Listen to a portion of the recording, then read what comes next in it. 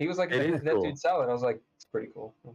It is Friday. We're never on at this point, or we're really early for our Thursday GGP. This is Geeky Gamer Podcast.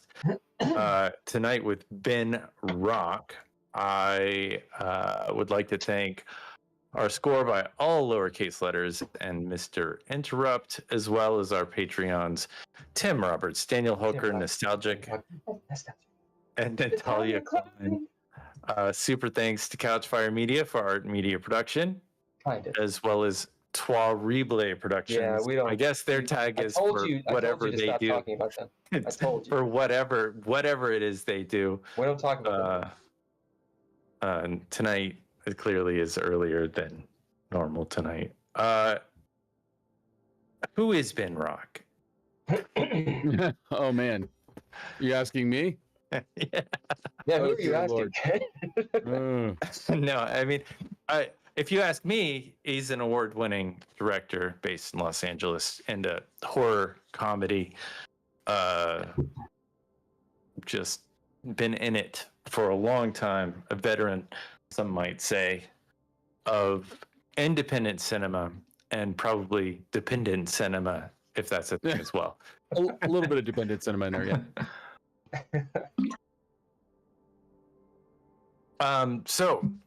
But if we're not asking you, if we were to ask Ben himself, hey Ben, who are you?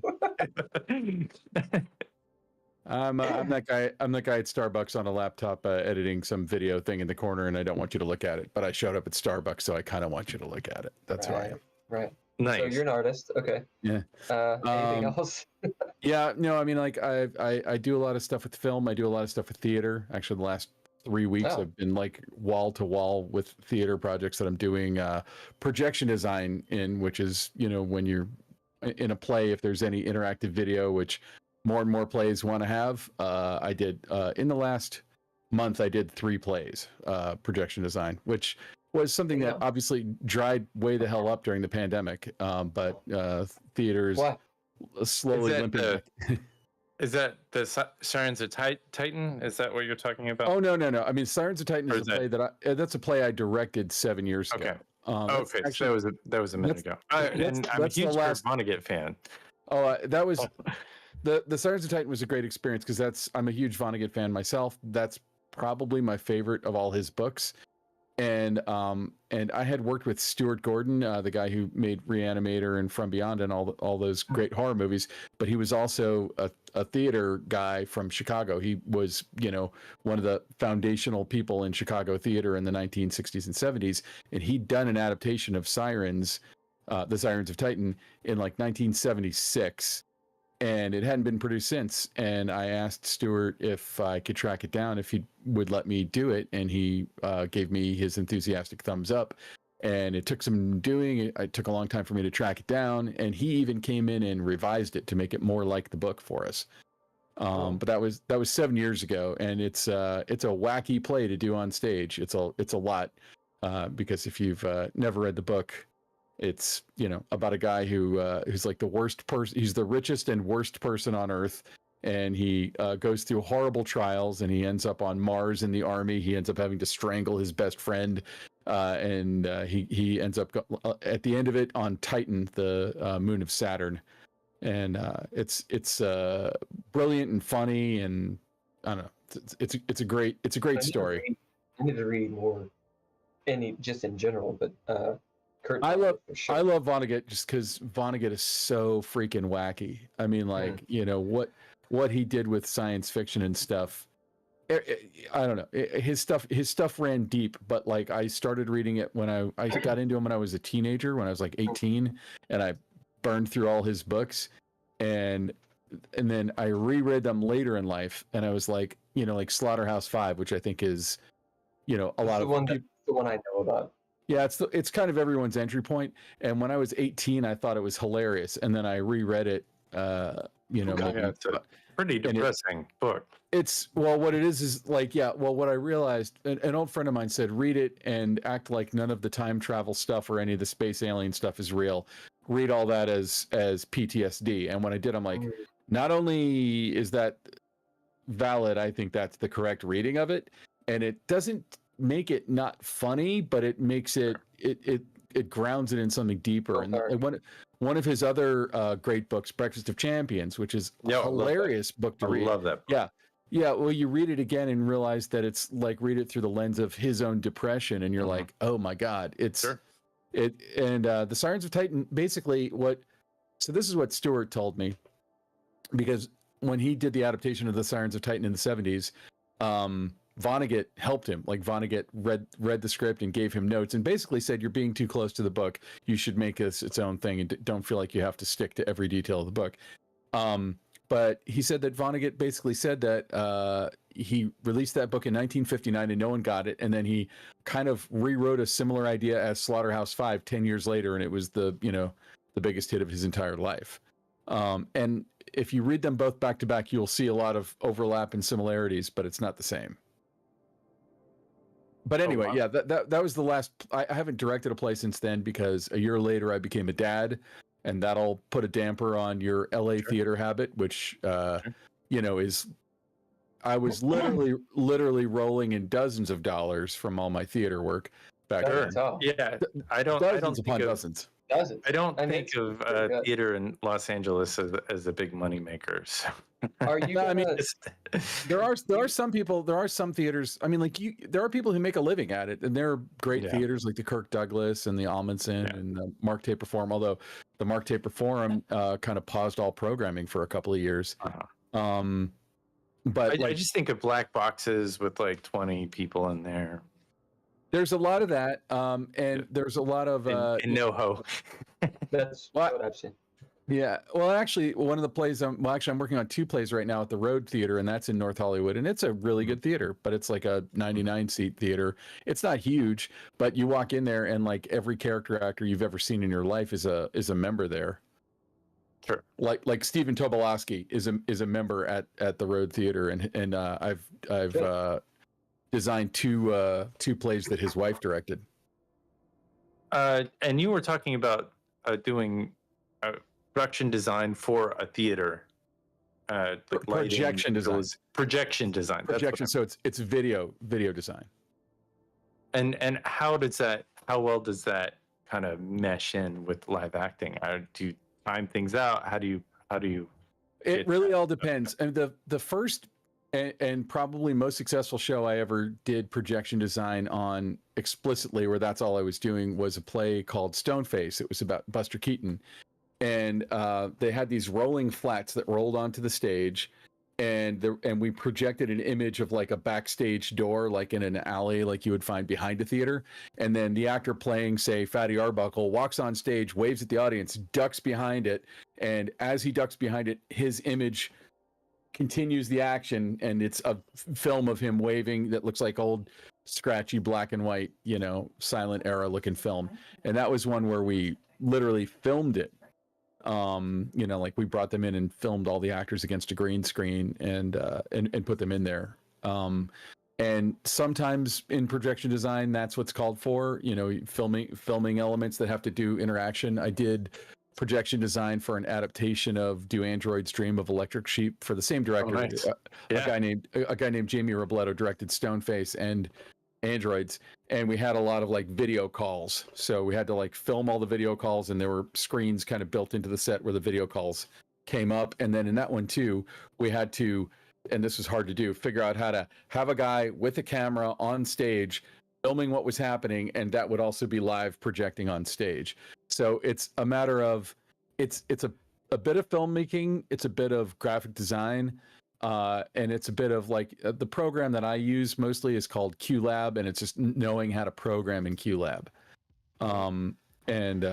It's I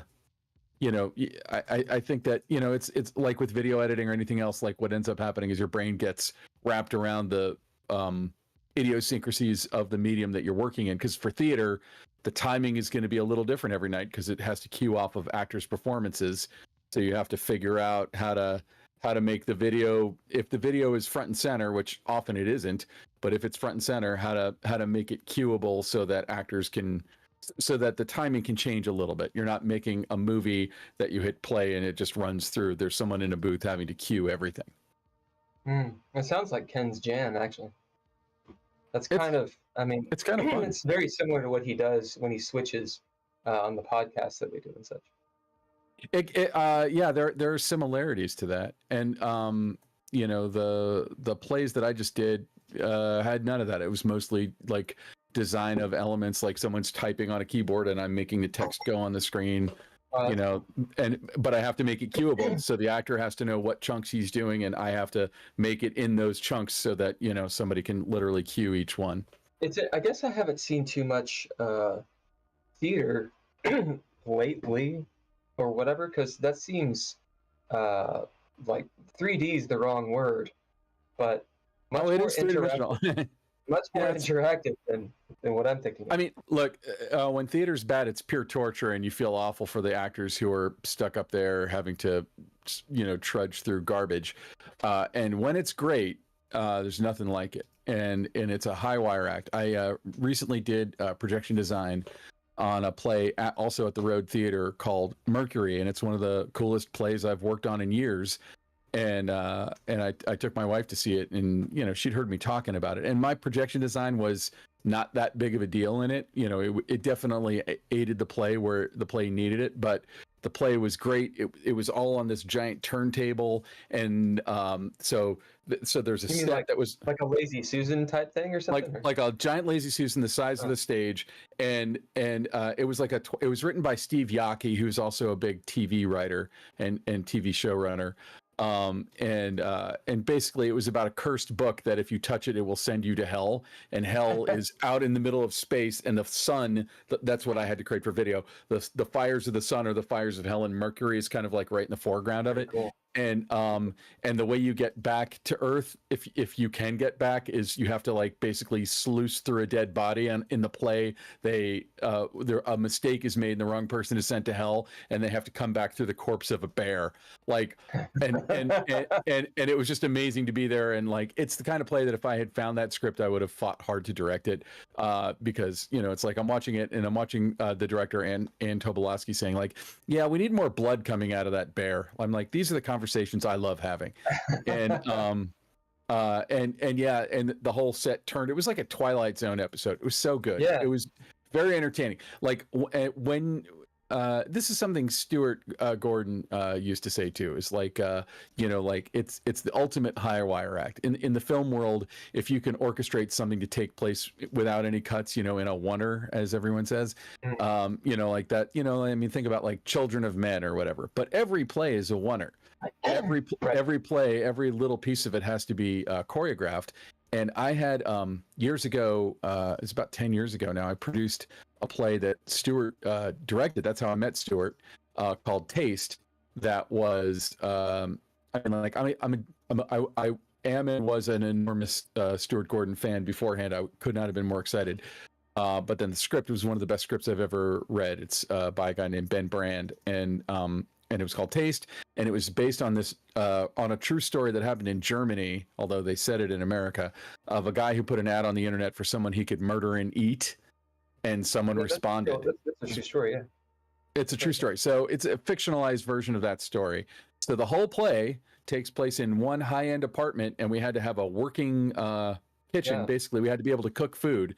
The opening scene is the guy like chopping up onions and sautéing them and it filled the theater with the smell of it. You know, like, you know, it wasn't a theatrical device; it was real. And you know, later in the play, they slice off the guy's penis, they cook it, and the two of them split it while he's still alive. And Stuart was able to do that on stage, live on stage, and nothing compares to that. There's no the best movie version of Taste would never live up to what the stage version that Stuart Gordon directed was. Well, it reminds me a little bit Closer. The most reliable laugh in the whole play was right then. When I was reading the script, I'm like, there will be rioting in the streets. And then when we did it, that had like that moment always got the biggest laugh. Really quick, Buck Mudd was asking in the chat, what do you feel about AI? And do you feel it's useful, oppressive, funny, scary? I think it's all of those things. I mean, like the thing is, like, I do a lot of video editing, and AI, you can't, every editing platform now has AI integrated. I use Adobe. And in Premiere, if I'm editing like documentary, when you bring in an interview, it transcribes it for you. And the transcription isn't perfect. And would it be better if you sent it to a professional transcription service? It probably would, but it also wouldn't be instantaneous. I mean, like within 5 minutes, you have a pretty usable, searchable transcript. And they're adding more and more functions to it. I do sometimes wonder why AI shows up and we decided to use it to paint paintings and write screenplays and not cure cancer or get rid of global warming or something. Like it seems like maybe we could put it to doing things that people don't love to do. But I would point anyone who's interested. There's a new product coming out. It's in beta right now called Strada, Strada, that Michael Cioni created, and it's a post-production workflow thing that leverages AI. And it's like it's not doing any of the creative work. It's doing the bullshit work. The grunt work. It's doing things like organizing your footage and transcribing it and putting it in bins and syncing it and the stuff that, as an editor, you'll be like, oh crap, I got to do this. Like it's the stupid work you do before you do the actual creative stuff. Generative AI is cool. Like I was saying, I think before we got on here, like I was way into Midjourney for a long time, and I eventually canceled my subscription. But I think it's interesting. A good friend of mine is a painter. He's a fine art painter. He paints oil paintings. His name's Gabe Leonard, and he loves using those things to kind of, he'll have an idea for a painting and then he'll run it through that and kind of see what the hack versions of his idea look like so he can avoid them. Interesting. That's interesting. There's, that fear that it will take over acting or writing, and the best cautionary tale I've heard, and I don't know if he wants his name associated, so I won't say who it is. But during the Writers Guild strike, I was picketing with some of my friends. I'm in the Directors Guild. We just rolled over and let the AMPTP rub our bellies immediately. But the Writers Guild and the Screen Actors Guild fought the good fight, and I showed up as much as I could. And my friend, who's a showrunner, was saying he wasn't like afraid. He had used ChatGPT, for instance. He wasn't afraid that it was going to replace him as a TV writer. What he was afraid of was that, he's used to managing a staff of, I don't know how big his staff is, but like, let's say it's 8 people. He was afraid and had heard ruminations that the producers he was working for were like, okay, well, it'll just be you and one other guy. Use ChatGPT to generate, 1,500 outlines. You guys pick the ones you want to write and write those. And I'm like, oh, that sounds realistic. Like, it never got to that, but it sounds like that's the kind of thing I would see a producer doing. And, or it's streamlining, right? Yeah. But I mean, like, I think if we're honest, probably most screenwriters, when they write themselves into a corner, they can't figure something out, they might open up ChatGPT and run a few scenarios. And I think that's a legitimate use of it as a tool, like autocorrect, but it's not.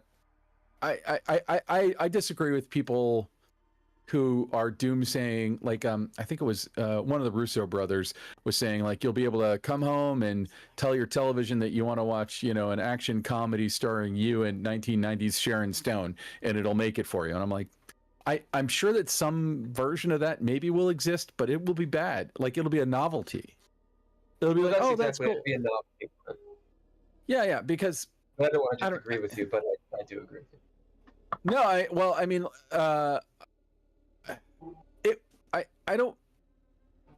guess to go back to even talking about Kurt Vonnegut, like, could AI like make an original piece of work that would move you like a great novelist or like a great painter? I think that if you're like, what I loved about Midjourney is, I would put in like thoroughly fucked up prompts like, cover for the kids' book, Hell is Filled with Meat Clowns, right? Like, I want to see what that looks like. And it would make something that looked like the cover of a kid's book called Hell is Filled with Meat Clowns. And I'm like, that's cool. But like, no one's paying for that. Like, that's not a thing people want. And if you're using it for, storytelling purposes, I feel like, I don't know. Like, I heard that after ChatGPT launched, a friend of mine who's a novelist was telling me that like all the short story journals were suddenly overwhelmed with people submitting short stories that they generated in ChatGPT, and I'm like, is the fun of having a short story that you told ChatGPT, write me a short story about a sloth with a shogun sword or something? No, like the fun of it is writing the story. Like the fun of it is the creation. And so like I don't know who reads it. I don't know I don't understand the joy that you would get out of having ChatGPT make up a short story for you, and it's not like short stories are like, oh, I got my short story published, I'm on my way to the Lamborghini dealership. Like, there's literally, here's your $4 for the short story we published in the journal. Like, it's not. You got $4? What? Yeah, like I don't know how much they really pay. I'm sure some of them pay a respectable amount of money, but it's not the 1950s where you use Word or something. Otherwise, you just have it on Google Drive, baby. Yeah, exactly. In my acting class, we'll put up scenes. Actually, it's in NoHo. We'll put up scenes at the Whitley something theater. It's like double name thing off Magnolia. I've been in LA for like 30 seconds, so really? When you and Ken are talking about look into the face of your grim future. I've been here for 25 years. Well, but when they do when we put up stuff, we'll take scenes from or monologues from stuff that's already been done. We'll write our own. Yeah. And every so often, someone will come up. They'll put up a scene. They'll do it. It'll be funny. It'll be kind of clever, a little bit tropey. And afterwards, the teacher, a dude named Gary Imhoff, will be like, so where'd you get this? What's it from? And every so often, they're like, oh, it's from AI. And we'll be like, that's why it didn't make sense. And it's not like it just didn't make sense. Like it was like gravity was weird. It's like the joke was funny, but we were like, but why was there a joke? Or this happened, but it wasn't rooted in anything. And it's clever a lot of times, but it's very surface level. Yeah.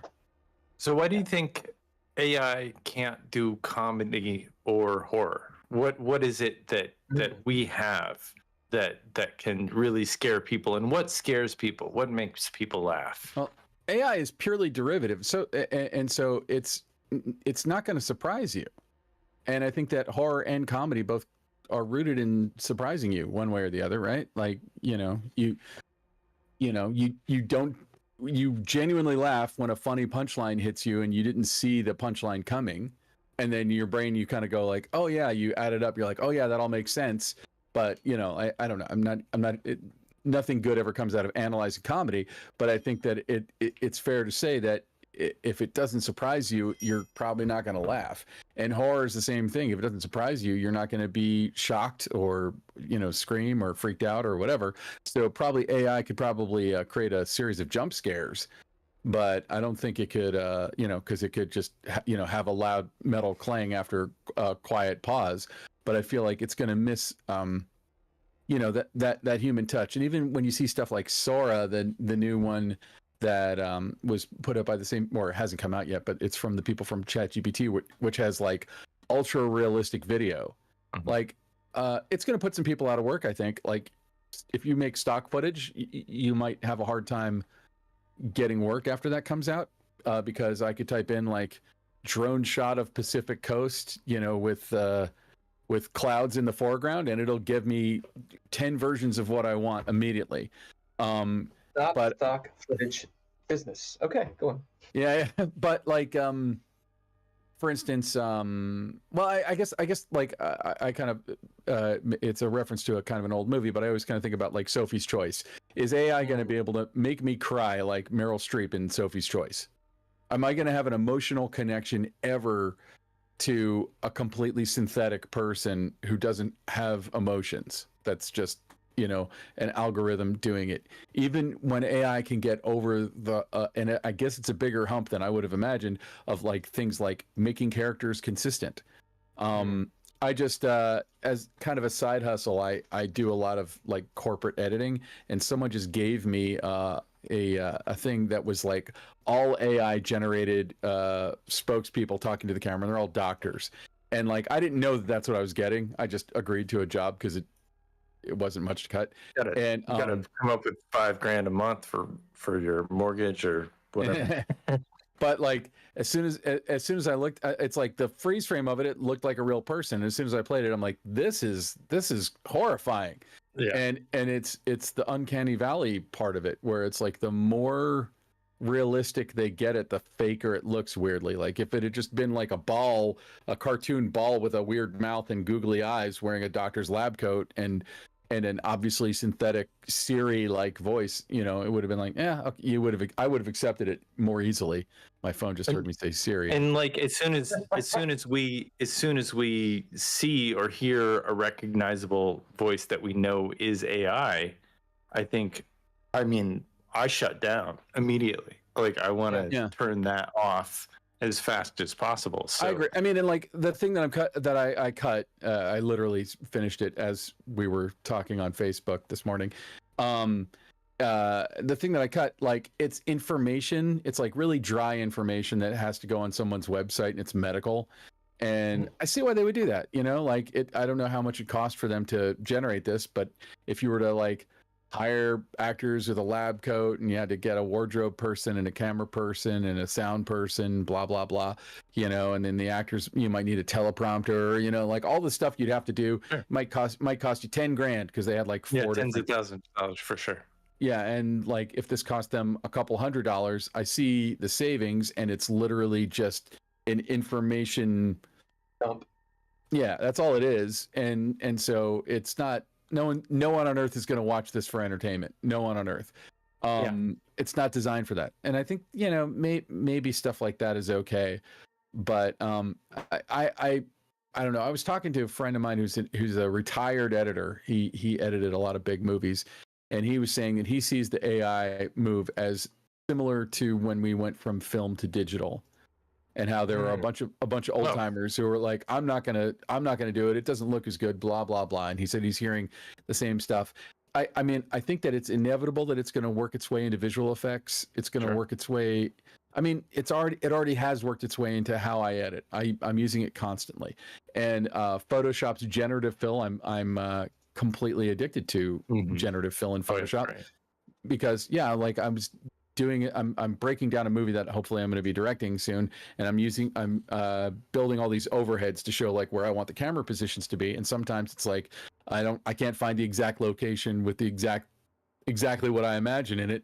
So I'll just grab 5 images and cobble them together. But I realized, it's actually easier to just circle it on in Photoshop and tell it what I want, and it'll just like blurb, and sometimes it's impossible. You'll sit there for 20 minutes and not get even closer, but sometimes the first try is like, oh wow, that's better than searching for it endlessly. And you can do so much with it. And I do think that Adobe's AI is more ethical than the others, which is why it sources it from already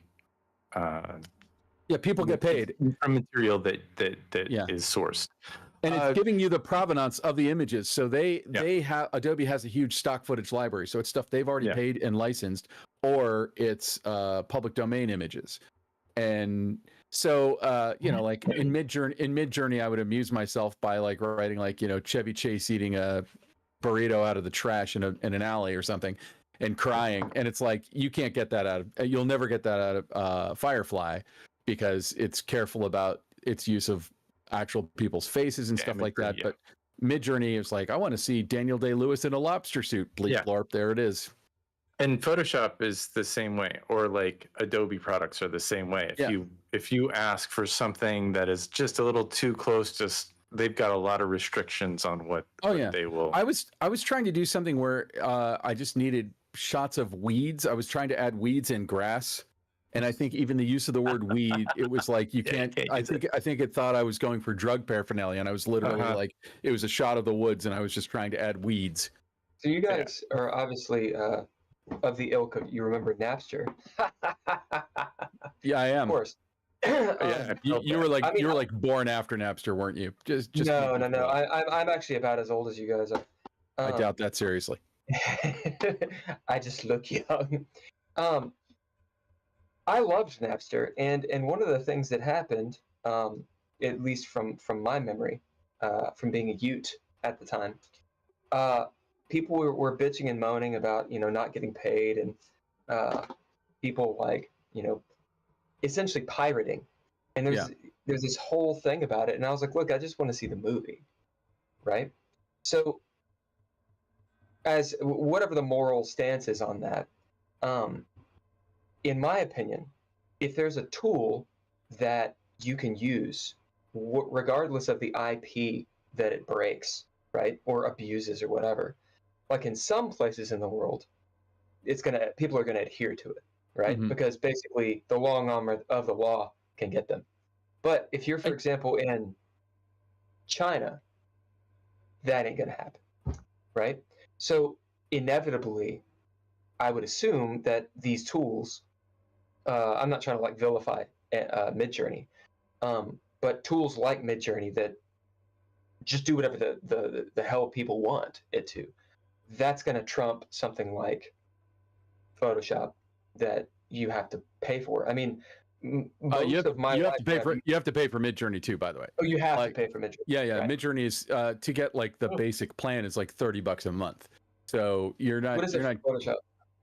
Because I get it through work.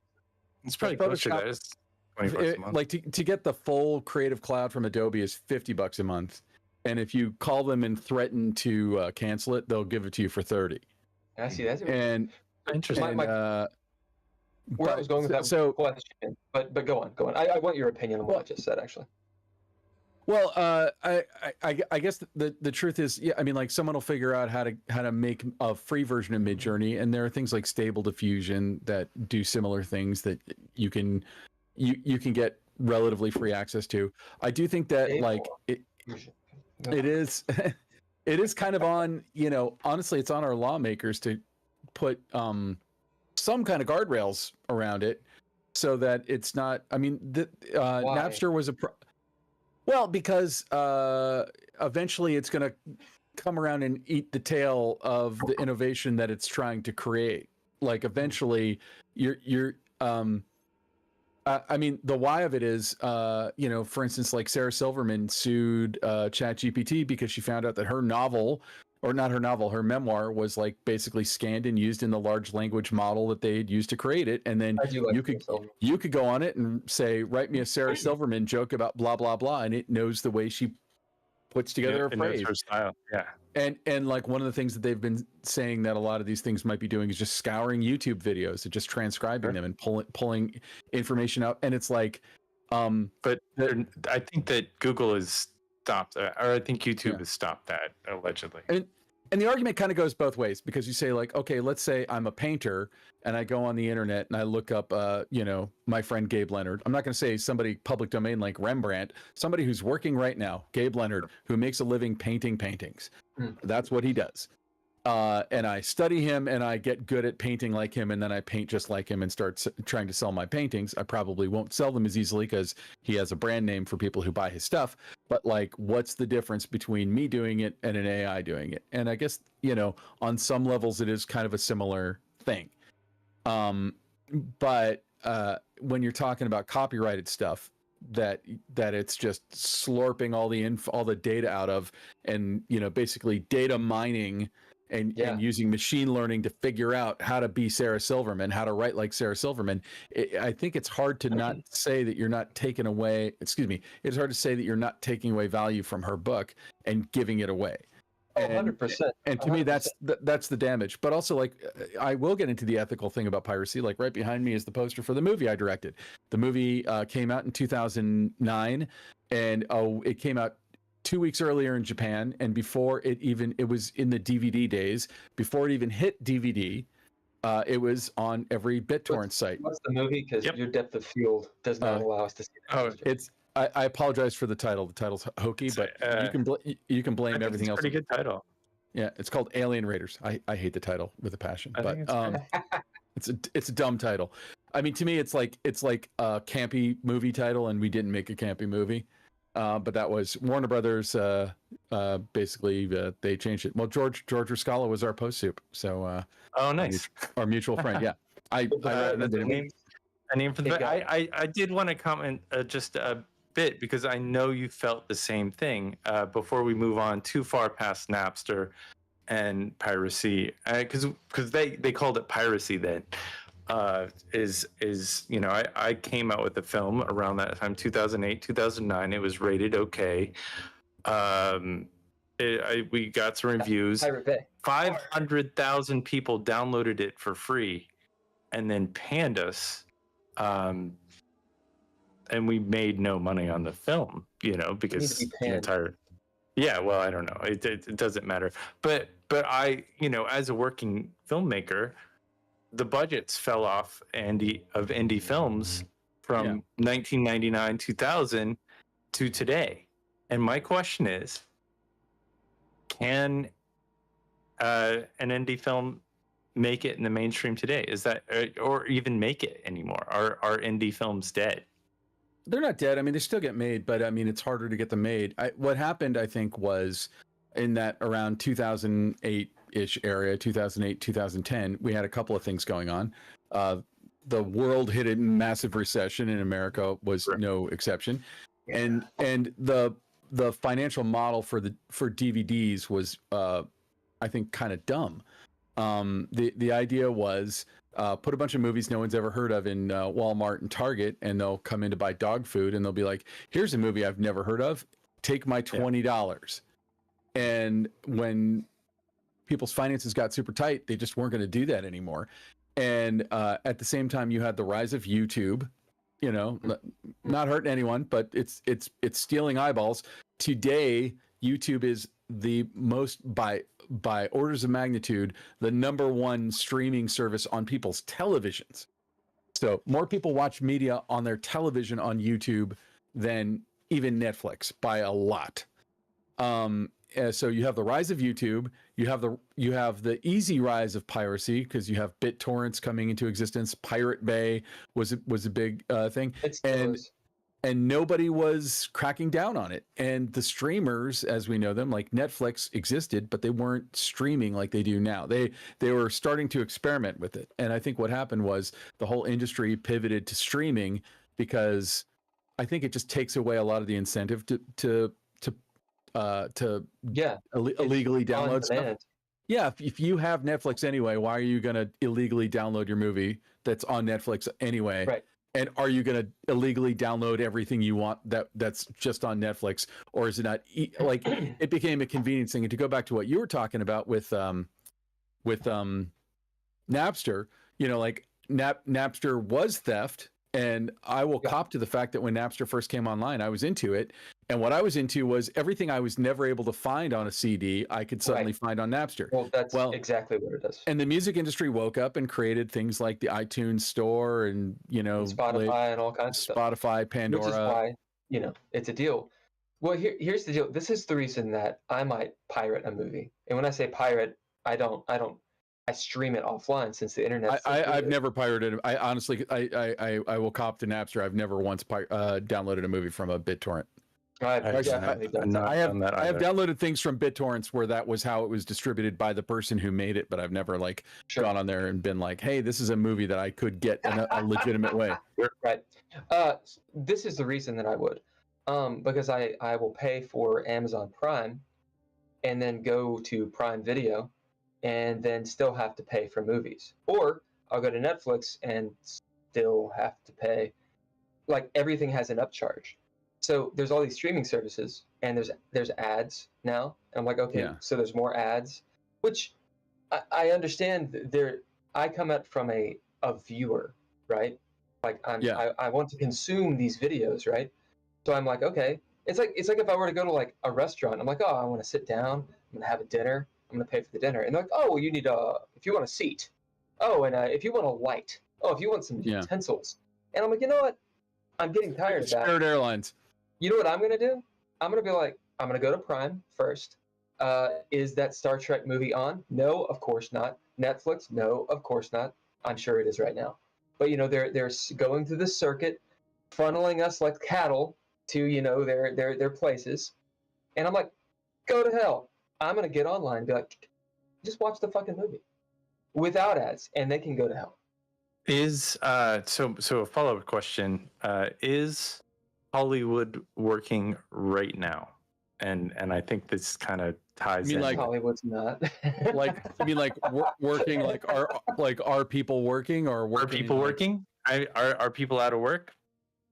Well, I mean, yeah, a lot of people are out of work. But Tom Cruise, like the fee Tom Cruise makes was not what we're talking about here. Sure. And Tom Cruise could have been making all the movies he wants to with his hundreds of millions of dollars. It's true. But like, you know, I mean, like as a guy who does lots of theater, like I work with a lot of actors who are, you know, someone who, if they get a guest star on, you know, CSI or something, or, you know, NCIS, like that can be the difference between them making their rent that month or not, you know? And, so is Hollywood working? I mean, like, I would blame, and this is a boring financial answer, but the raising of interest rates. What happened was, the streamers, Netflix, Amazon, blah blah blah, got into an arms race to make more content to get more people to subscribe. They didn't care if they were profitable, and part of the reason they didn't care if they were profitable is that interest rates were as low as they've ever been. So borrowing money was essentially free for them. And then after the pandemic, the interest rates went up a little bit to curb inflation. And when the interest rates went up, the investors of all those companies said, hey, you know, all that money we're supposed to be getting from all these massive viewers that you have, we'd like it now. And they were like not as profitable as they hadn't been focused on profit. They've been focused on subscribers. And it kind of put the brakes on a lot of the production that was going on. Whether there was a strike or not, I think we would be looking at, like, television wise, probably about half as many pilots being made or less. I heard I don't know the number well enough, so I'm not going to quote it, but I heard the exact number of pilots that have been ordered this year, and it's like a third of what it had been like 2 years ago. And you know, I think that's kind of at the core of it. And, you know, we're looking down the barrel right now of two possible other strikes with IATSE and the Teamsters. And I have a project that could go, honestly, that I'm excited about that could be, you know, sidelined by more strikes. And I don't think anyone has the appetite for another 6-month strike in the entertainment industry. But I was honestly shocked that 3 years ago, IATSE didn't go on strike when they were threatening to, because they had every right to, and we all thought they were going to do it, and they just didn't do it. I don't actually know the history of the Teamsters striking against the entertainment industry, but you know, I met a lot of Teamsters while I was on strike with Writers Guild. You know, we can Bill. We know a Teamster or two. We could probably get them to be on our little podcast. I've worked with a couple just doing crew stuff. But so is it working? I think it's a mess right now, and you know, part of it is that, like, to a degree we've come back to the movie theaters post pandemic, but I think that there's a different vibe on movie theaters, and I think the streamers are making less stuff, and just fewer people are working. And, you know, meanwhile, like during the pandemic, like the cost of housing in LA went up, which shocked me.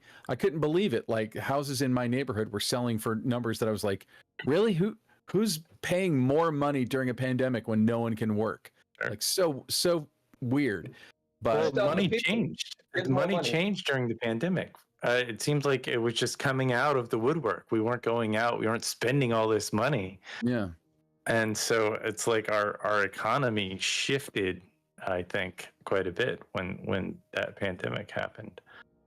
But yeah, I mean, so it's a lot of things that go into it. But also, like, when you talk about you know, downloading movies and paying for them, the one thing that I would say to you is that, like, as a guy who made a movie that's on a streaming service, I'm not making a living with residuals, but there are people who do. But I do get residual checks, and when it and I think it's a shame that this doesn't work for IATSE as well. But if you're a DGA director, a SAG actor, or a WGA writer, and they sell your film to yet another streaming service, you get a piece of that licensing. But when you pirate it, nobody gets paid anything.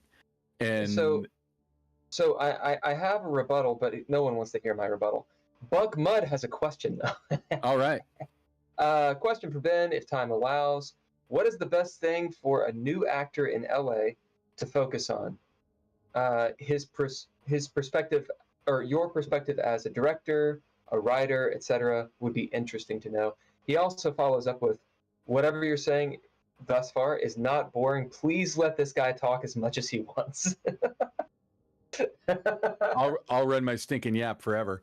Although I have to go pick my son up from kindergarten I have to be there in about an hour. So a new actor. Well, I feel like theater in LA is starting to make a comeback, and I do think that there's no better place to learn all of it than theater. But that's for me, and I know a lot of people don't love theater. And if you don't love theater, I wouldn't waste your freaking time. It's funny because like over the years I've seen so many fads come and go, like web series. I did a web series.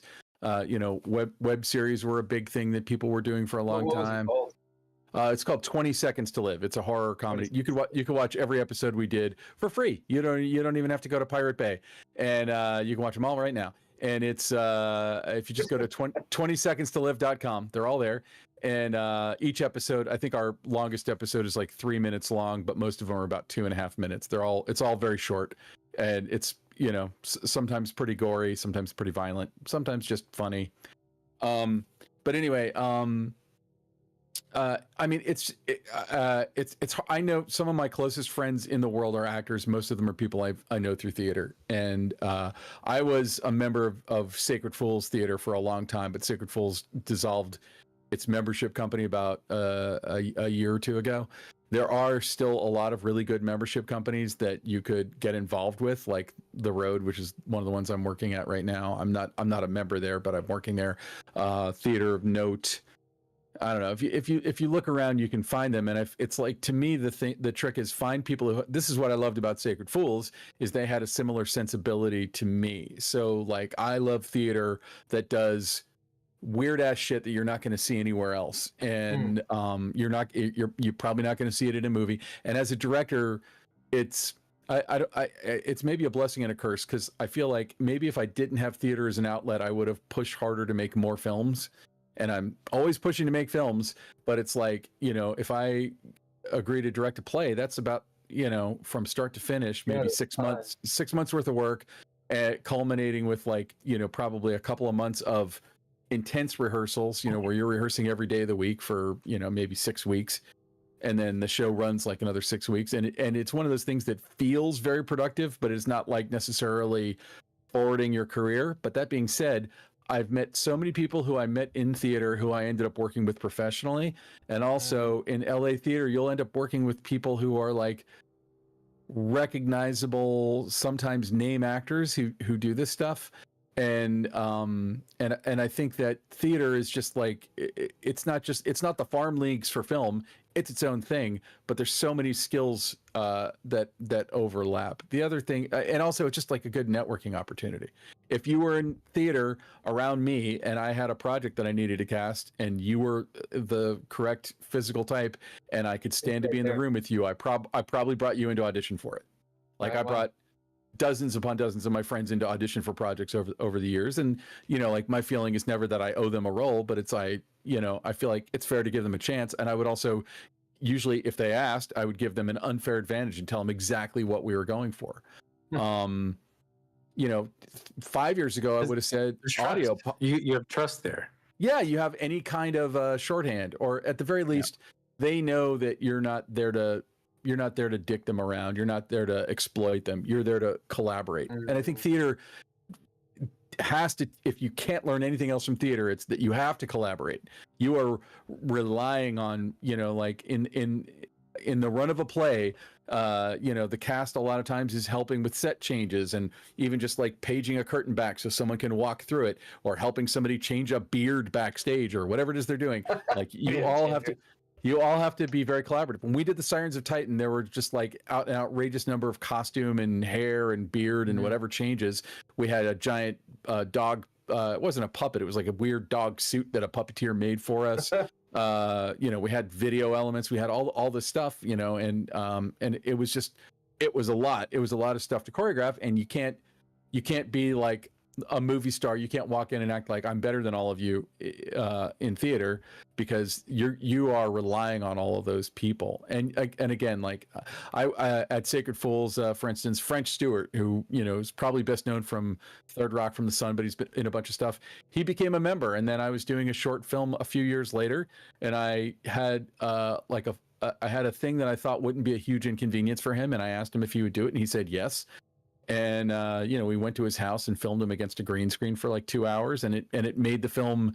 I feel like the film worked, but it brought a whole life to it because he's brilliant and funny and smart and clever, and it was a different thing to do. And I also think that shit like that will get you into more film festivals. Does that pay your rent? No, but every little bit helps. It's a war of attrition, and I feel like the longer you can find a way to stay in it and keep fighting, and making yourself not just relevant to the people around you, but like making the industry interesting and relevant to yourself. That's the hard part, is like staying locked into it. And because I think that I have known more than one person who, like, it was their singular focus in life, and after 5 years, 10 years, 1 year, they're like, oh, I see what this is really like, and no, I'm not interested in banging my head against this brick wall. I'd like to have a stable life, and I'd like to know how I'm paying my bills and be able to see my children. So raising funding for films. Oh yeah, how does that happen? How do you do that? You've got a film in the works. I mean, like, I can't really speak to like how the fundraising thing itself works in any of the cases. So, because like Alien Raiders, the movie I was hired, that movie was going to get made if I'd said no, someone else was going to make it. Like, yeah, you were sent a script. Yeah, probably. I'm guessing because they used to send me scripts. I was sent like 2 scripts. Yeah. We had to combine them and then trim them down. Yeah. That was like they had a. Yeah. So I mean, there's kind of 2 ways of it. Like in the case of like Alien Raiders, like I was taking pain away from someone else. They needed someone to do a job. It was a crappy job. The job was make this overstuffed movie in 15 days. In a 15-day shoot, with 6 weeks of prep. And I could go on and on about like the many turd sandwiches that were that were expressed to me before I agreed to do it. And you kind of go, okay, well, if I do it, then it's like you're just hopping into a machine. So the movie that I'm hoping to get made this year is a different situation, but in this situation, I have I don't want to say too much about it yet because none of it has been announced. But I've gotten a script that I've been working on for a long time. That's a script I really believe in. It's a kind of a horror thriller thing, and we found the right producer. And this producer is someone who's done enough stuff that they know how to find the money to do it. But also the distributors trust this producer so much that when they show up with this script and me attached, and I wish my name meant more as a director, but like they're willing to take this producer's word for it that will give them what they want. That we can make that script at the budget that we're talking about. And it's a bigger budget than I've ever had to work with, but also it's still not that much. And it's not like enough. Alien Raiders was a 15-day shoot, and this is probably going to be like a 26-day shoot. So it'll feel like a lot. Hey, 10 whole more days, but it's not. Yeah. Like 26 days is a very short shoot. Sure. I shot a feature with like 7 people in 5 days. I get it. So it's no, I mean that's a beatdown. I mean, like I got into the industry because of the Blair Witch Project, and the Blair Witch Project was a tiny crew, and and the budget. I've never gotten an exact number, but I know it's between $25,000 and $35,000 for the whole movie. And I also know that a big source of that was First Person on IFC. John Pearson's show gave us 2 segment fees, which I think together were about $15,000. So that wasn't even an investment. That was just, here's money to make 2 segments of this show for IFC. How did the Blair Witch Project change cinema? Because I feel like that's an important thing to to talk about. Oh man, I mean, like I sort of feel like when I talk in any kind of grandiose terms about Blair Witch, it's like the member of the rock band showing up to their concert wearing their own T-shirt. Like how did it change cinema? I think that actually, I'll tell you, the real legacy is every movie got marketed on the internet after that. They saw the potential of the internet, because the internet wasn't really a big enough thing for anyone to even think about marketing. And it took a long time for the marketing divisions at studios to even power up to that. And it took a company like Artisan that was kind of relatively new and relatively small to take a chance on something a little odd, but they weren't taking that much of a chance because it had a lot of buzz on the internet. The chance they were taking was that the internet buzz would translate to people buying a movie ticket, and it worked. Today, I don't know that would work. Something could be the most viral thing on Twitter, and nobody who's not on Twitter would even know that it's existing. And I don't have a gajillion followers, but like I've been retweeted by people who are like Clive Barker retweeted me once, and I was like very impressed, and I thought it was the coolest thing ever. But like I thought, oh, okay, well, it was a call to action. It was actually crowdfunding for season 2 of 20 Seconds to Live, and I was like, oh, we're gonna get all kinds of stuff, and it's like, nah, you don't get as much as you think. It takes an enormous social media imprint, like tens of millions, to move thousands of people. Okay, let me ask the question better again. What happened that allowed the Blair Witch project, the first film? What happened to allow it to exist? You couldn't have stopped us. Yeah. You couldn't have stopped it from existing because it was so cheap. It's like, I mean, at the time, I was 26 when I worked on it, and at the time, $25,000 or $35,000 sounded like a lot of money to me. I was paid $300 a week to work on it, and I was happy to be there because I loved the concept, and I wish that I could have put my own money into it because I believed in the concept, but I didn't have any money to put in. But like even then, I knew that like if the movie did nothing and made no money, being out $25,000 or $35,000 even in the 90s isn't gonna like prevent anyone from eating. Like it's more money than anyone wants to lose, but it obviously we've seen movies that lose tens of millions of dollars even back then. So getting it made, it was going to happen, and the actors were not SAG, so it wasn't done through SAG, and so we were able to basically create a scenario outside of kind of the strictures of what you'd be required to do with SAG actors, i.e. like meal breaks and the normal amount of sleep and all that stuff. and like we were literally waking them in the woods. Actually, that's where it was like an indie. They got left. We couldn't afford transportation. But like we would like they would go to sleep, and we'd be back at Sanchez's condo, and my alarm would go off at 3 a.m. We'd all put on camouflage and hike out into the middle of the woods where they were and fuck with them in their tent. And SAG would frown on these things. And honestly, it was a psychological experiment in some ways. It was. There was a reality. Here's the thing, and I've said this like 10 times in the last week, but anyone could steal this idea from us and make a found footage film in any genre, any way they wanted. That would basically follow what we did. Create a LARP, and the LARP has to have the build of a dramatic story, and it could be a fantasy LARP. It could be anything. Create a LARP and show your actors how to operate cameras and drop them into it, and you all agree. And I feel like you could do it without leaving people in the woods all night. That was something at the time I thought was a very cool punk rock idea. Today I think I might be a little more like, today I'd be more cautious. Today I'd probably be like, yes, I don't know, someone could break their leg, like something, they could get attacked by a bear. I don't know what's going to happen. OSHA would be yeah.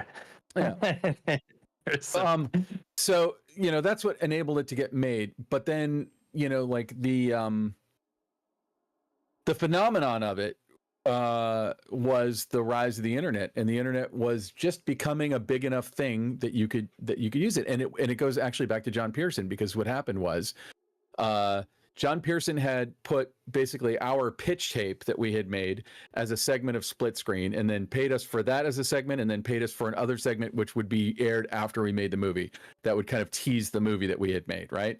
And he had a chat board for Split Screen, and I guess it was just it kept crashing, because after the Blair Witch thing went, people were just destroying it. And so Pearson reached out to Mike Manello, who was the co-producer of the movie and one of the principals at Hacks and Films, and said, "Hey, could you guys set up a chat board? Could you put this on the internet? I can't take all this traffic." And that was what made them take like some kind of primitive web builder in 1998 or whatever, and make the first kind of proto website and the first chat board. And then they started getting overwhelmed, and it started gathering steam, because I don't think there was a lot of stuff like that on the internet. And I think that a lot of the genius of it, and I can take credit for having helped build it, but I can't take credit for having come up with the idea in the first place, was the deep, rich mythology behind the story. And I think this is what everyone has missed in all the sequels, is that I think that when you're an executive, you go, oh, what you want to see is attractive people in their 20s running around in the woods and shaky cam. And I think that like what ended up happening, perhaps accidentally, was that we created this weird mythology that people were like, whoa, is this real? And there was like a piece of it that was new that you could experience, and they couldn't wait to experience it. So it created an itch that you would scratch by going to see that movie. And I feel like the two sequels are modern day sequels. And like, I think Joe Berlinger is a phenomenal filmmaker. I think Adam Wingard is a phenomenal filmmaker, and Simon Barrett is a great writer. I'm not trashing anyone at all. I think that it was a corporate thought. I'm not even trashing the corporate people for thinking this, by the way, but I think it was a corporate way of thinking that said, let's make this modern day. And we even have like a Trojan horse in the mythology of Blair Witch, which is to say that these events only happen once every 50 years. There's like one event every 50 years, starting in the 1700s. So if you are, and probably most people don't give a shit about that, but I feel like if you're 20 more years to go. Well, exactly. I feel like because the first one's set in 1994, so I feel like in what 2034, 2044, you could really go for it. 2040 is not that long. 16 years. No, it's pretty soon. You could start planning it, but I feel like that was. I don't know that I don't know that I've seen it replicated quite that well. I've seen mystery box the JJ Abrams idea of a mystery box. Like, I think we sort of created a mystery box a little bit without meaning to, because I won't speak for the other guys, but like I didn't know what I was doing. And when you don't know what you're doing, you'll just take weird chances, because you're like, right. I guess this is the next logical thing. Yeah. And and then like once it started to get momentum and you start to see what works, once we started seeing what works, by the time it got to Sundance, like that's kind of where it blew up. But the Sundance and post Sundance story of it are very common, especially at that time in the late 80s through the mid aughts. Even today, a movie that blows up at Sundance can then go off and make a bunch of money. And we maybe made in theatrically, we ended up making more than anyone, certainly more than we could have anticipated. But it was the hit of the summer. Yeah, it was weird. So it was weird to have any hand in that. Before you, because I don't want to move too far away from the acting portion of the Blair Witch. Did the actors get feedback? Yes and no. So Ed and Dan, we had those little plastic photo canisters that I remember from 35 millimeter still cameras, little black canisters. So when we called it in scenario. So like when they were in scenario, we didn't really talk to them unless it was like very important. Like we wouldn't pretend that they weren't there or anything. It wasn't like an acting school exercise, but it's like if they were in scenario, we were to kind of stay back. But they had like a primitive GPS. Very like the first time I ever saw GPS, and it was like probably about the size of this hard drive. It was about this big. Okay. Yeah. And it had a little tiny crappy little screen on it, and it would just give them waypoints. And so some of the waypoints we would give them, and they had to still use a compass and everything. It was nothing like, the GPS that's in your phone today. So like the waypoints we would give them would be to like go to a basket, and there'd be like one of those bicycle flags sticking out of it, and it would have food, and it would have tapes and film stock and batteries and whatever. And then Ed and Dan would put these little photo canisters that gave them directions, and they were very mysterious. You could probably find some of them online, but they didn't. It was more, as I recall, telling them what to do. It was good direction. It was a verb. It was, you're going to find this, do that, or don't tell Heather that blah blah blah, whatever, or tell Josh blah blah blah, and so it kind of kept the human interactions with them very natural. But then when we would go mess with them in the woods, we didn't talk to them. There was only one time when we were messing with, we would have broken scenario if somebody was in any physical danger, obviously. Sure. But we had arranged all of them so that was like, even the scene where they're shaking the tent. I'm one of the people shaking the tent. And Greg Hale, the producer, and I had gone out into the woods and placed their tent. Usually they set their own tent up, but we placed it because we wanted them running on a certain trajectory. And when Heather screams, "What the fuck is that? What the fuck is that?" and you can't see what it is, it's actually like a guy completely covered in thermal underwear with everything. And we were just hoping that you would get like a glowing blob off of her camera, but she was too far away and you got nothing. It's okay. It's actually scarier the way it happened. Sure, you don't want to see that. You don't want to see the monster. But we had to like position that guy so we all knew where he was going to be.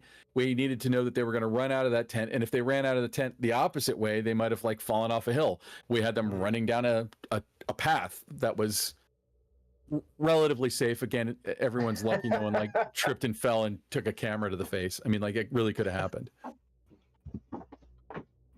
Do you get royalties for the Stickman? God, no, not at all. But were you was that your art? Yeah, I designed the Stickman. Hold on for 2 seconds. Yeah, go ahead. I had to let my cat out too. Kitty cats, they're so great. I got a great kitty cat. Here. Maybe I don't have it here. No, I was just interviewed for a 25th anniversary Blu-ray that's going to be coming out. So I had the book, but I have a book that I was using for research for Transitus Fluvii, which is it's the witch's language that's written around the thresholds of all the doors and windows in the house at the end. And it had a thing in it, and that is a Hebraic language. It's based in Hebrew. But it had the book is called Mysterious Alphabets, and in it there's a picture of a thing that they have runes in there. And people assume that what we had in there were runes. This is the only thing that's even kind of runic, but it's not a rune. And it's called the Rune Man. And I kind of looked at it and sort of saw the Stickman in it.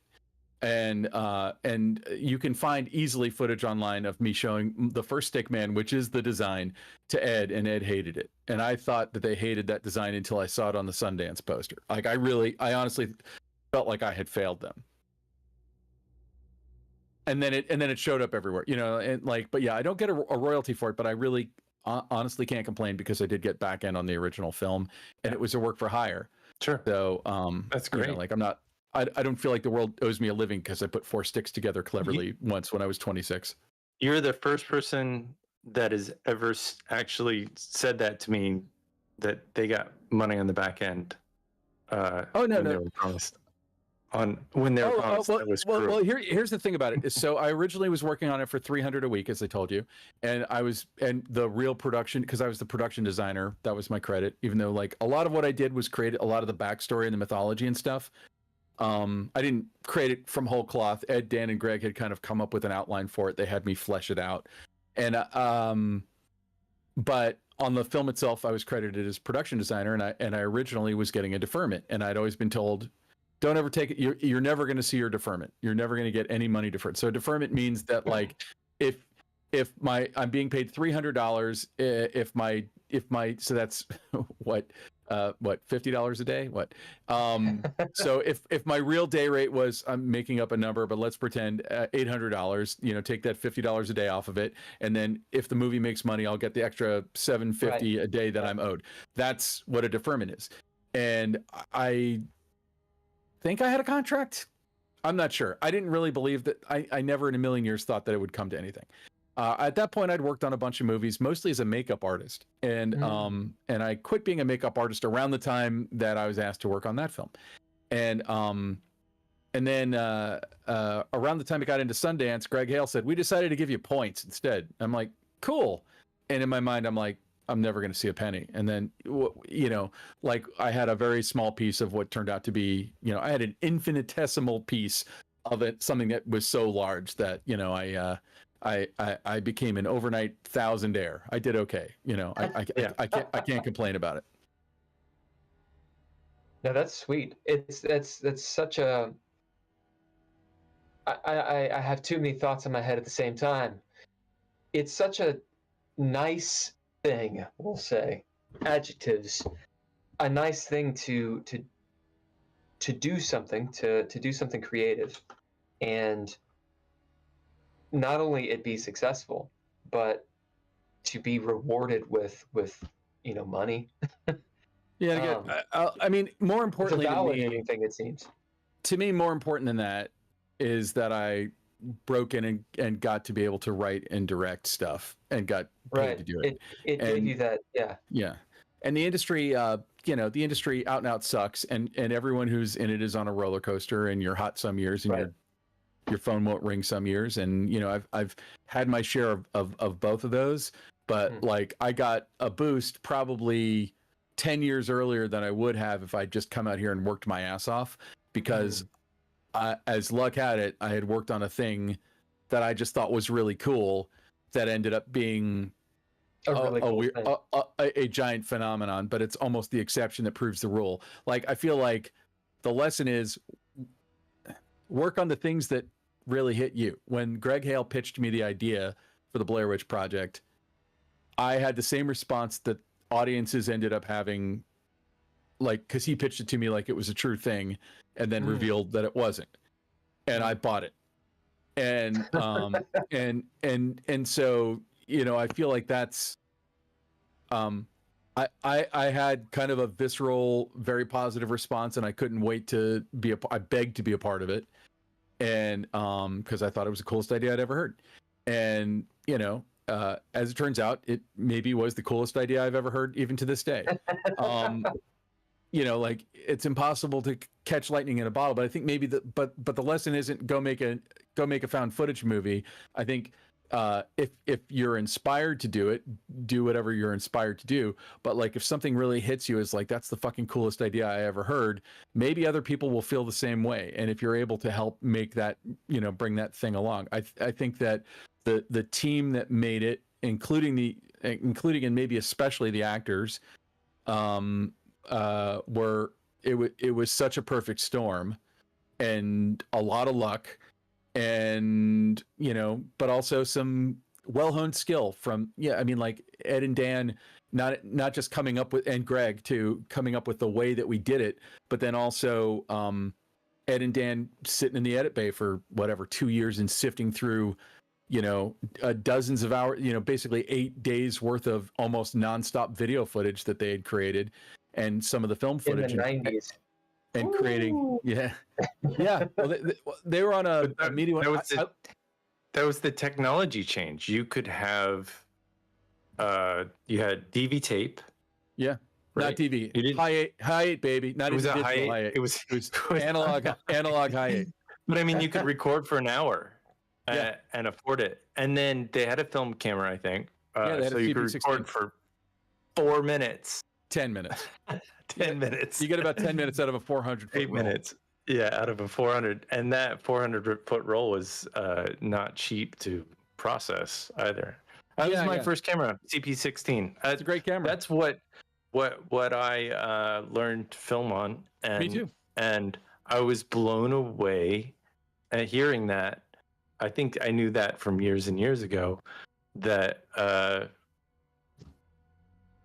you guys shot a film on cameras that were not unsimilar to what I was doing, and I was in film school at the time, so it was hugely influential to me as a filmmaker, because it was like I looked around Kentucky and I'm like, nobody's making films here, but I have access to this camera, and it's like opportunity, and that's back then, the way I saw it. You could buy a CP16 back then, or a Frezzolini, which was a very similar camera, for about $2,500, including the lens. Yeah. Which, compared to an Arri SR3 or something, that would have set you back, I think, $150,000. And the same film stock goes through it. If you know how to use it. In our DP, the late great Neil Fredericks, like he figured out how to do the pushing of the stock and how to handle all the lab stuff. And but on a $25,000 movie, I hesitate to even ask Greg like how much of the budget was just film stock processing and transfer, because that shit would, my senior thesis film in college was shot like that. And I spent, I think, like $12,000. Like I made half a Blair Witch, and it was just all 16 millimeter. Half a Blair Witch, money wise, certainly not fan base wise. Sure.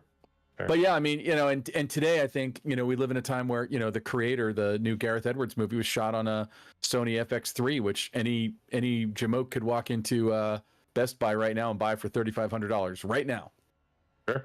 The camera they shot the Creator on. The lenses will run you a little more, but and anyone could make a film on that.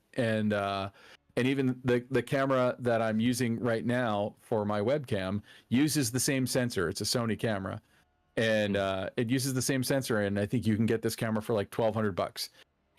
Could you make a feature on it? 1,000% you can make a feature on it. Yeah, I mean, and it's so much. Like, do you ever get disheartened? All the time. I don't even know where this is going. Yes. because the stuff we shot in the 90s and the 2000s is all standard def. I mean I've retransferred the blow up of the Blair Witch is actually pretty amazing, the way that the high transferred onto cinema. Well, the film stuff I did, like I made a film on 35 millimeter right before I moved to LA, a short film, and I had to cut the negative and all that stuff. And maybe 10 years ago, I was like, they're not going to be transferring film forever. So, it didn't actually cost me that much. I went and got it transferred. I should have gotten it transferred to 4K, but I got it transferred to high def at least that was, that's still pretty good. And sure it looks good. Yeah, it looks great. I don't know. I mean, technology is always changing. When we first had mini DV, and then they came out with 24p, so you had like the DVX100 or the Canon XL2.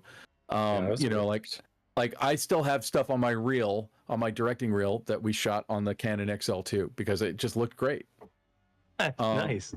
It looked great. I mean, does it compare to the highest end cameras today? No, but if I did a project with a DP named Fraser Bradshaw, who I think is just the bee's knees, and he shot the hell out of it, and it was made for the internet. It looked great, and it's the most awkward looking camera ever made.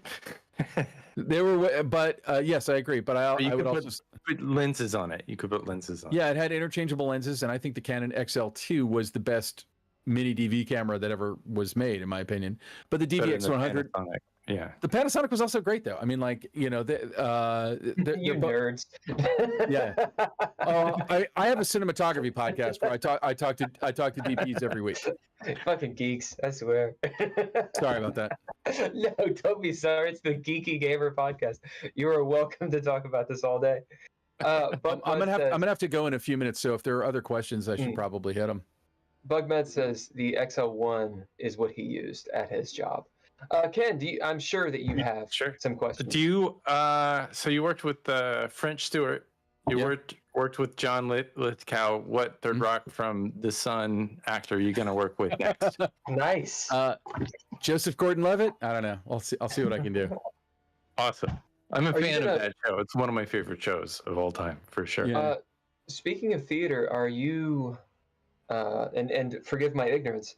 Are you going to have anything to do with the Hollywood Fringe I might be designing some projections for them. I became a dad 6 years ago. My son turned 6 like in 2 weeks. Oh wow. When I directed the Sirens of Titan, that was like I said, like a 6-month commitment for which I was paid like $500. So not even $100 a month. Yeah. It was a lot. It was a full-time job, especially like the last, several weeks. And I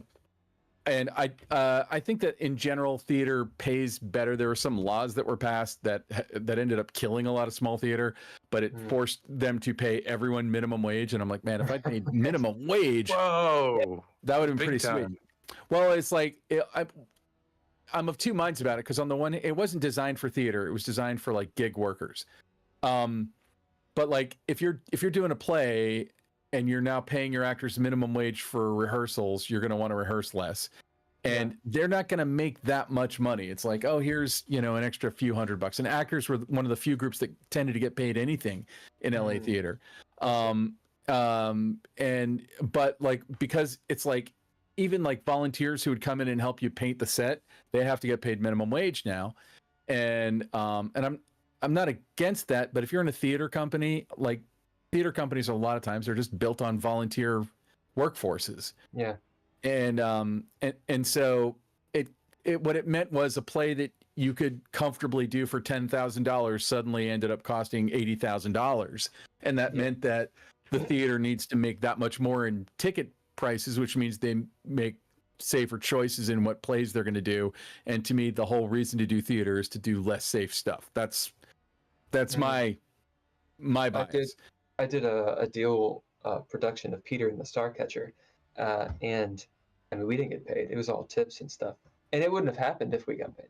Like, if no one gets paid, you can do it. Like there's a theater company I know of that's a really good theater company called the Loft Ensemble, and it's all volunteer and they don't charge for tickets. It's like pay whatever you want.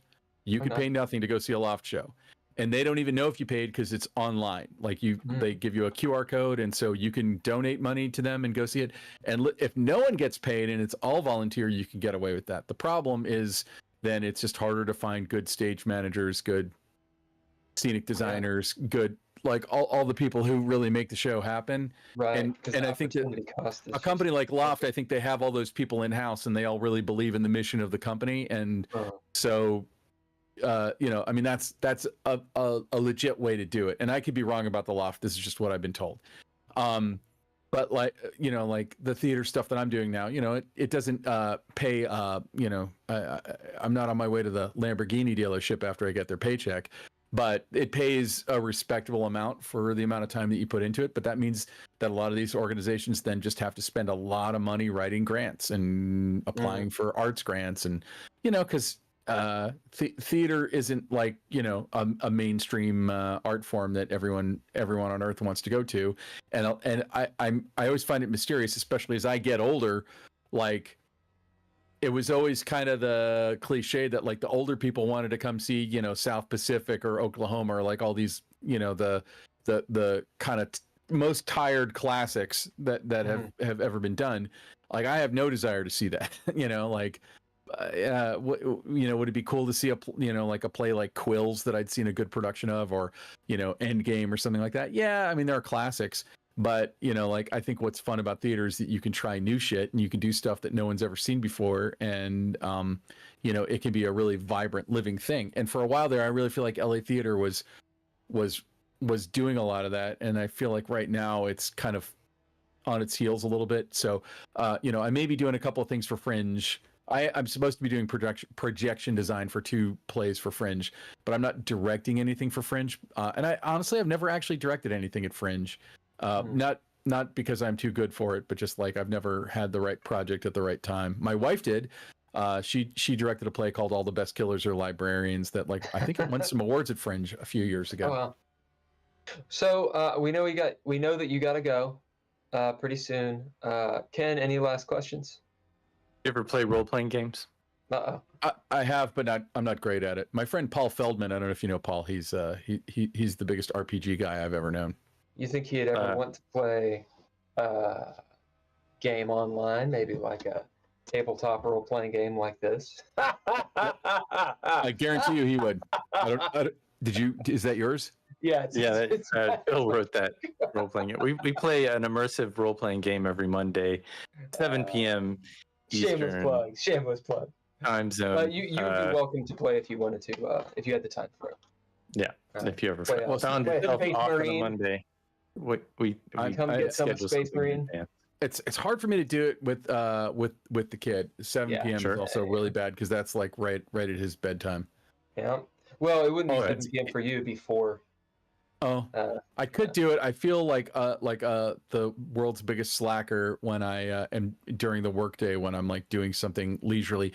Even like I have a cinematography podcast where I interview DPs, and sometimes I'll have to like in the middle of the day go see a movie in the theater, and I'm like, I feel like I'm cheating. Oh, speaking of what, your podcast and how do we find your projects and what is your podcast and all that stuff? You can find everything you ever wanted to know about me if you go to benrock.com, just the way it sounds, BENROCK. The cinematography podcast, you can find it wherever you find podcasts.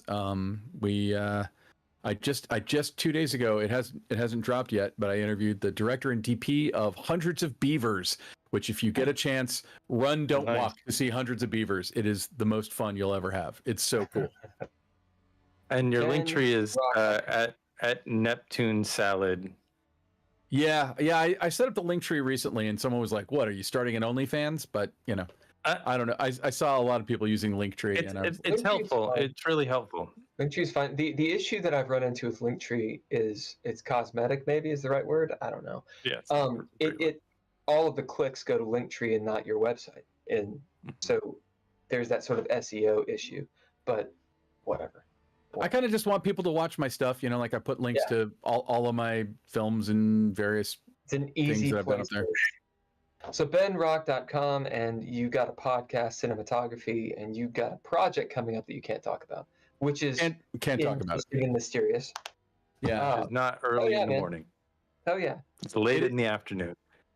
No, well, early in the morning is I don't actually know what's going on with that. That's on my IMDb, and that's. I had talked to the producer years ago about it. I don't know where she is with that. At the moment. and so it's just one of those things that gets on IMDb, and they're like stretching it out.